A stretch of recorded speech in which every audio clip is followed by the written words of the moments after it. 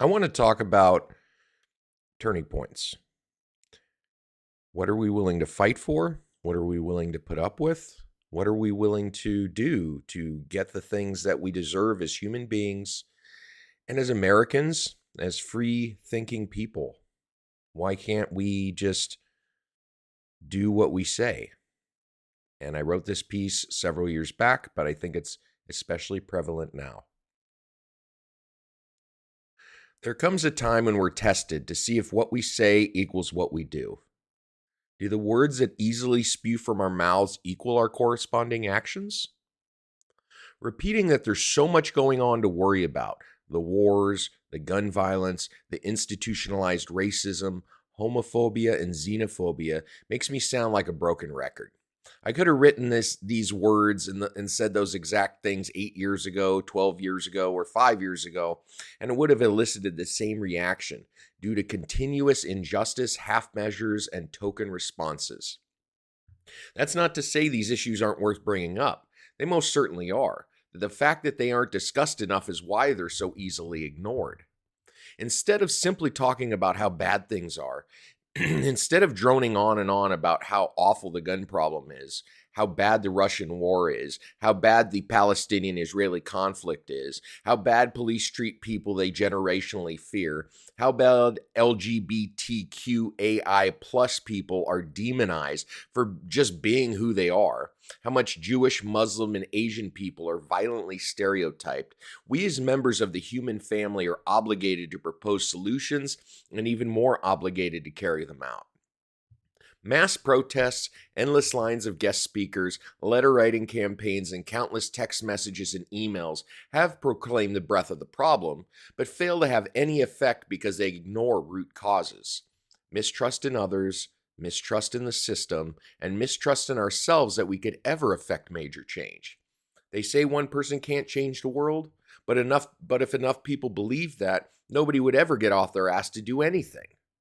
If we want others to believe in us, we must believe in ourselves. The first step in positive action is sticking around when times get tough. There's so much credence to picking our battles. Every time we see injustice or unfairness, we don't have to get in a fist fight. If we did, we wouldn't fix anything and we'd be in jail for assault. See, I'm so upset that I can't even read this straight. The person we punched out might go to jail, but it's guaranteed somebody would take their place and bring 10 infinitely more violent friends with a shorter fuse. Problems snowball when we don't pay attention, allowing our ignorance to reach monumental heights because we failed to express anything other than empty words, convincing us that if we speak about something, somebody else will hear and they'll fix the problem, so we don't have to be bothered with getting our hands dirty.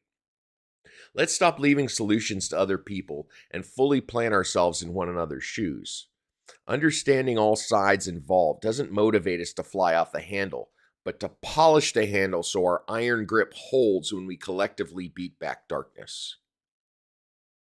Repeating failed lessons of history by generationally rhyming our inhumanity has brought us to the precipice of ultimate questions. Do we want to create or do we want to destroy? Will we unite or will we fall? Will we love or will we hate? All the negative shit preventing us from collectively evolving will push us forward once we comprehend how and why it's held us back. We increase our intelligence by lessening our ignorance. If you like what you heard, please like and subscribe this video. Remember to check me out, BRYANRADZIN.com. My YouTube channel at BRYANRADZIN, and all my social medias on my website. Please check me out and spread the good word that we aren't going to put up with this stuff anymore, but we have the emotional intelligence to beat back our current destroyers. We can do this. We have the power. The people have the power.